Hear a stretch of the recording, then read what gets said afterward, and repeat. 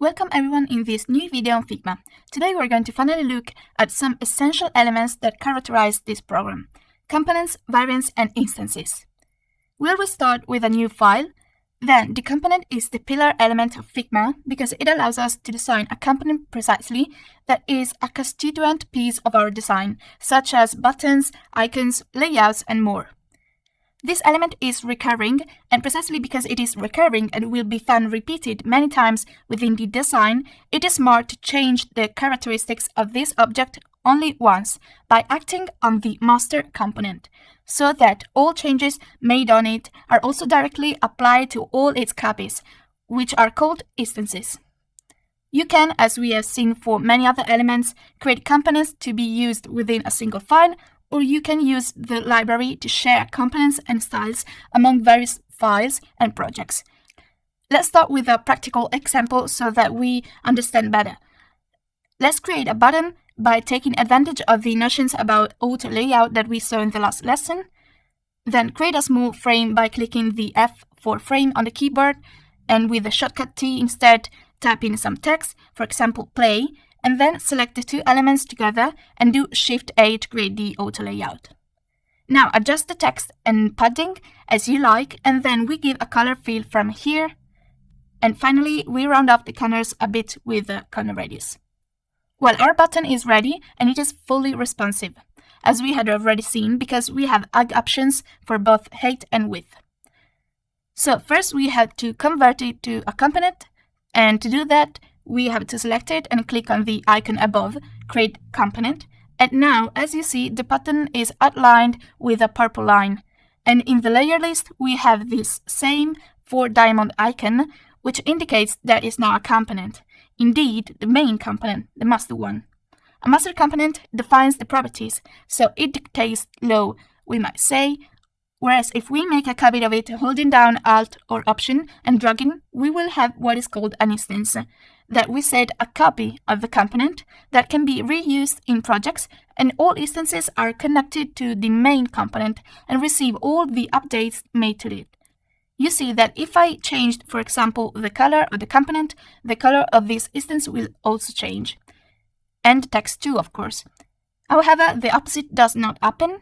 That is, if we change the color of the instance, it does not affect the color of the component, and the two colors will be disconnected from now on, unless we go back with Ctrl or Command Z. While instead other features are still connected, let's try maybe changing the corner radius and see that they change at the same time. If we right-click on an instance, then you see that we have two interesting options here in the list. One is Go to Main Component, which is useful in case we are working on large files, and therefore we can track down the main component right away, although it's a good idea in theory to keep it right outside our main frame, so that we always have it distinct. Or from the left panel, if we see that if we move to Assets for the first time, we find our main component, and from here we can do Add Instance. And there will be another one inserted without having to go finding in a hypothetical large file for the actual location of the component. Another item that comes to us with the right button, on the other hand, is the touch instance, which is disconnect the touch, which therefore will no longer be an instance that follows the component, but in this case it will be a simple button by itself.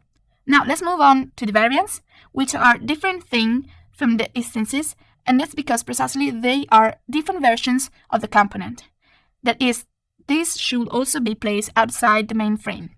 So they are a different appearance in color or shape or other, for example, the instances of our button within the projects. Within the documents, take on in different instances of the digital interaction, for example, when the button is pressed or when you're simply hovering on it when it is disabled. But there are also other options when, for example, we are not talking about button type for a text box in which to enter credential, for example, when selecting it in general, or when the credentials are wrong, and much more. I anticipate, and then we will understand better as we go along, that there are two different types of variants: a variant with only one property that is called one-dimensional, and a variant with multiple properties that is called multi-dimensional. We'll start with examples of the first type, and then once we get a little more familiar with it, we will also talk about the more advanced variants.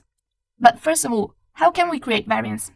Once you create the component, you no longer have here in the toolbar the create component icon, but you have the add variant add icon instead.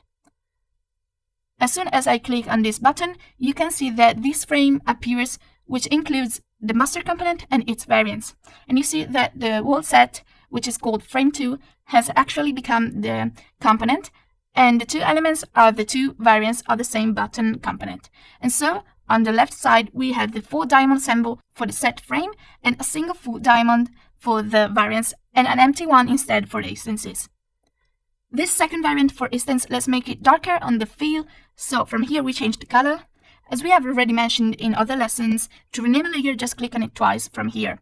But be careful, because unlike the names of all other normal layers, which can be arbitrary, the layer names in the component set have a very specific syntax.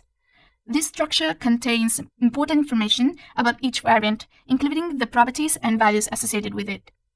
So we never absolutely had to delete property 1 and the equal symbol, but we can change what's after it. And so maybe we call this one master variant, and the second one we call hover. So you see that if we select this element and go to the panel on the right, again, it appears to us as hover property, which actually for the software has no repercussion. It's just a way to rename it that to be useful to us.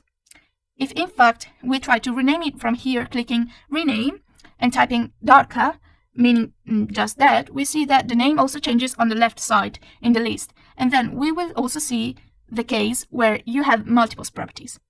But then if it is not the name, what is that makes the difference? Let's unpack for a moment what will be the topic of the next lesson, which is variant animation, and consequently the prototyping item here on the right that we haven't opened yet. Let's click on the plus next to interactions, the interactions between layers, and we see that if we get close to the master component, this little ball will appear. We click on it and hold it down, we connect the master to the dark variant.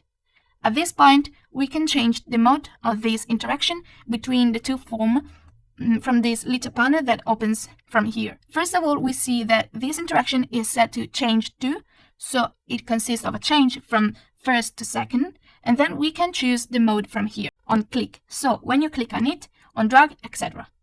What we are interested in is while hovering now. At this point, we can click on present, this little arrow above, and we will be loaded with a simulation of our project.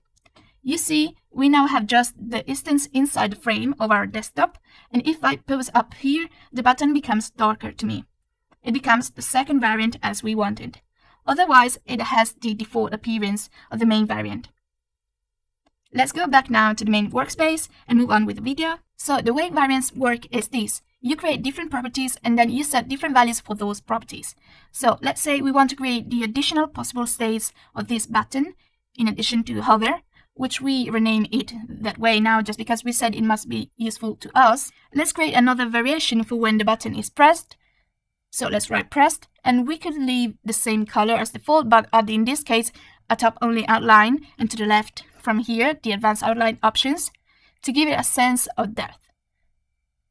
And give it a slightly darker color, while the other state could be disabled, so the button when it is disabled, when we can't select it for various reasons, and so it's typically gray or something like that. Now that our set of components is ready, you see that if we click here on the all component frame that contains all 4 variants, we have here property 1, which is the same wording that we have in front of us of all button names, which I told you not to touch.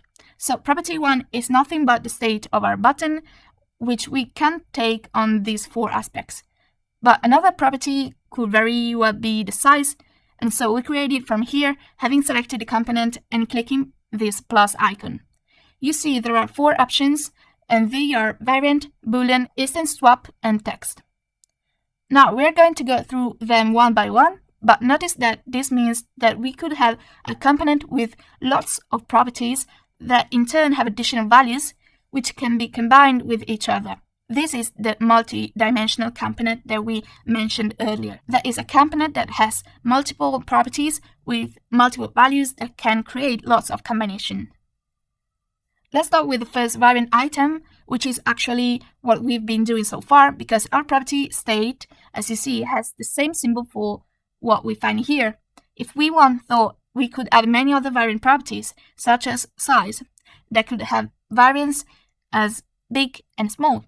And so we create the property from here, call it size, and then to the 4 pre-existing ones, we assign a variant value that we call big, while we then create 4 more buttons from here by making a copy of each one and reducing the size.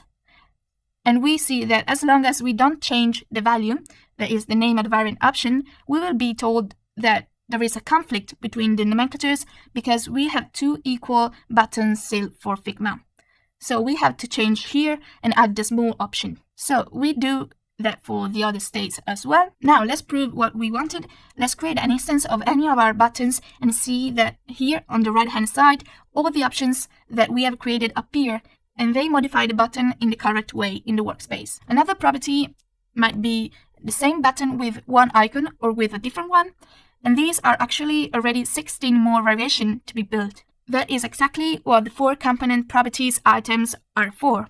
That is to create as few items as possible. So now we're going to look at instances, in this case instances for icons, but first we need 2 icons. You can use whatever plugin you want. Now I'm going to show you another really comprehensive plugin. It's called Content Reel. We launch it and then we go to the icon section to choose 2 icons.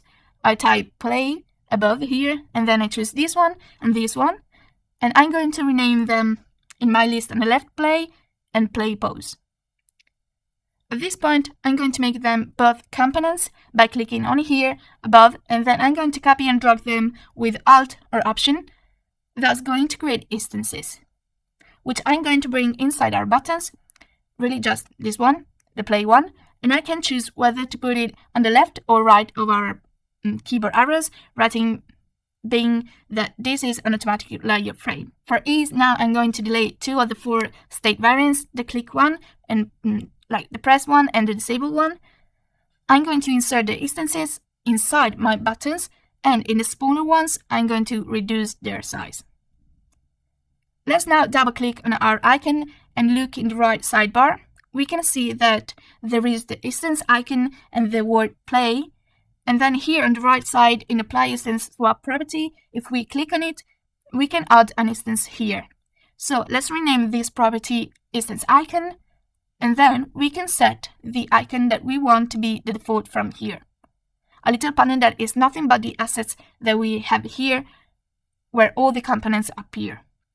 In this case, we want this icon as the default one and we create this property. Now we have to do that for all our 4 variants though, because otherwise it will only be applied to the big default button. Now finally, if we drag out a copy and instance of our button, we can see that from here with the icon instance property, we can interchange between the 2 icons. And then as always, we also have all the other states and size to change.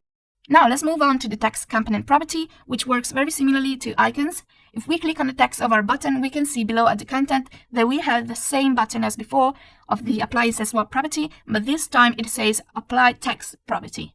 So if I click, we have the name of the property that we can leave text or call it label or what you want. And then I directly create this property again, and I want it to be applied to all our buttons. Now, if I create a new instance, we see that we have added this property here. So if we go into the input field and type, for example, pose, the text changes and we can change it to all of them from here. The last property to analyze now is Boolean values. The English logician and mathematician Boole developed the branch of algebra in which variables can take only true and false values, often denoted as 1 and 0 respectively, and is used when we want to have only 2 options that are opposite, and we can interchange them. The way they work then is as follows. We go to the text, we can see that the layer section here has this same button that says apply Boolean. The reason it's here is because from here I can decide whether to show or hide the text, but I can also do it with the icon, for example. So if I click here, it will call this property has text, and the default value will be true because we want to show the text by default. So by creating it again, we'll get this purple thing that shows us that we added this property. We added to all the dimensions and our states of buttons, and now if we create an instance we see on the panel on the right side that among the properties, we also added this switch, this toggle, that just allows us to have only the option with text and the other one without text. And as we said, this can be done for the icons as well. So I do the same thing, but I don't use the value that we created as text because we want to be able to toggle the text on and off and separately the same with the icon. So I create a new property that I call has icon, and maybe we don't want to show the icon as a default value. So I set it false as the default value and I added all our buttons like that. Well, you see that in this way, we can really create a lot of options for ourselves to better manage our buttons. But of course, as we said at the beginning, components, variants, and instances can be applied to many other uses. Well, I would say that's it for today. Thank you for watching so far. If you liked the video, please leave a like and comment for any question or suggestion. And if you want, you can also join as a supporter to help us create new content. And we will see you in the next video.